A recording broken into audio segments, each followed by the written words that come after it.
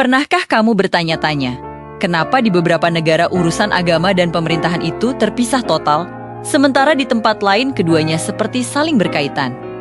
Di seluruh dunia, setiap negara dihadapkan pada pilihan mendasar ini. Apakah hukum dan pemerintahan harus didasarkan pada ajaran agama, atau haruskah keduanya benar-benar dipisahkan? Jawaban untuk pertanyaan kedua inilah yang melahirkan konsep negara sekuler atau negara tanpa agama resmi. Tapi, apa sebenarnya artinya menjadi negara sekuler? Dan bagaimana sistem seperti ini bisa berjalan di tengah masyarakat yang punya berbagai macam keyakinan? Inilah yang akan kita bedah bersama-sama. Sederhananya, negara tanpa agama resmi berpegang pada satu prinsip utama, netralitas. Ini berarti, secara konstitusi, negara memisahkan urusan pemerintahan dari urusan agama.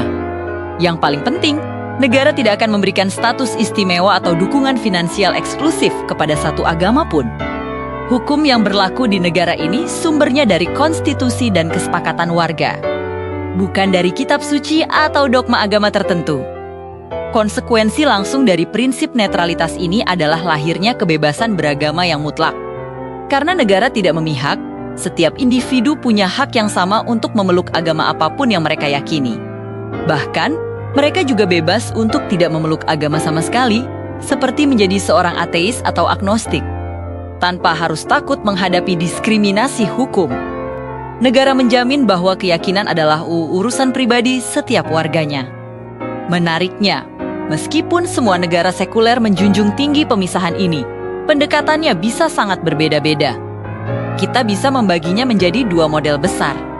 Yang pertama adalah sekularisme agresif, yang sering disebut juga laicite, seperti yang diterapkan di Prancis. Dalam model ini, negara sangat aktif memastikan netralitasnya dengan cara membatasi ekspresi atau simbol-simbol keagamaan di ruang publik, terutama di institusi negara seperti sekolah atau kantor pemerintahan. Tujuannya?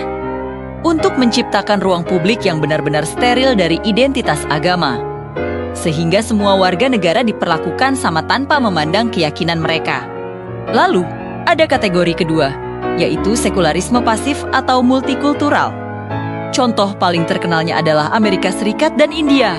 Di sini, negara memang tidak punya agama resmi, tetapi negara justru mengakui dan melindungi ekspresi keagamaan warganya di ruang publik, selama praktik keagamaan itu tidak melanggar hukum sipil yang berlaku.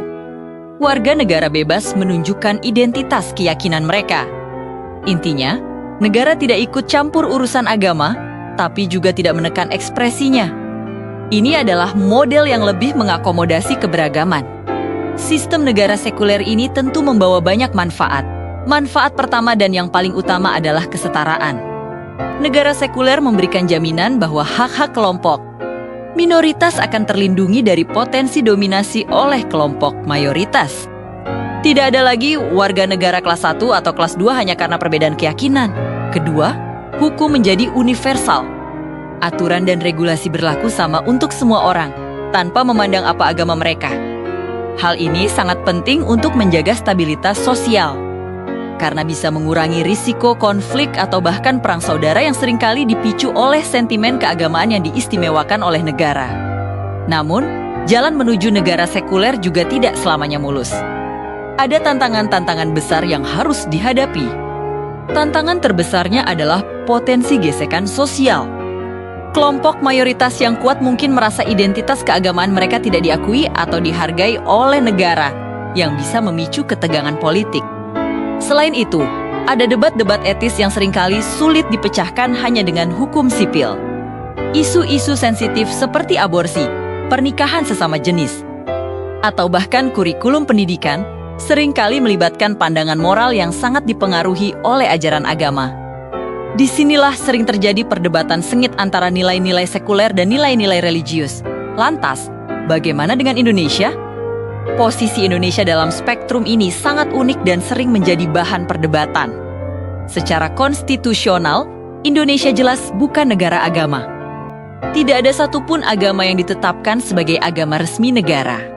Tapi, Indonesia juga tidak bisa disebut negara sekuler murni seperti Prancis. Sila pertama Pancasila, ketuhanan yang Maha Esa, secara tidak langsung mewajibkan setiap warga negara untuk meyakini adanya. Tuhan, ini adalah konsep yang berbeda dengan sekularisme total yang membolehkan ateisme dan agnostisisme secara penuh. Indonesia memilih jalan tengah.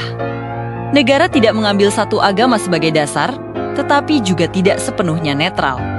Sebaliknya, negara memfasilitasi kehidupan beragama. Kita mengakui 6 agama resmi yang dilindungi dan diatur oleh undang-undang, memberikan hari libur keagamaan, dan bahkan punya kementerian yang khusus mengurus masalah agama. Ini adalah sebuah formula keseimbangan yang rumit, yang menunjukkan bahwa Indonesia punya modelnya sendiri yang tidak bisa disamakan begitu saja dengan negara lain. Pada akhir, baik itu di Prancis, Amerika Serikat, Turki, atau bahkan Jepang yang semuanya telah memisahkan institusi agama dan negara setelah melalui perjalanan sejarah yang panjang. Tujuan utama dari negara tanpa agama resmi adalah sama, menciptakan ruang publik yang adil dan setara bagi semua warganya. Keberhasilan sistem ini tidak hanya bergantung pada penegakan hukum yang tidak memihak, tetapi juga pada sesuatu yang lebih mendasar, yaitu toleransi sosial yang tumbuh subur di hati masyarakatnya. Karena pada dasarnya, negara sekuler adalah tentang kebebasan untuk memilih. Dan yang lebih penting, kemampuan untuk hidup berdampingan secara damai dengan mereka yang punya pilihan berbeda. Terima kasih sudah menonton. Jika kamu suka dengan pembahasan seperti ini, jangan lupa untuk like, komen, dan subscribe. Sampai jumpa di video berikutnya.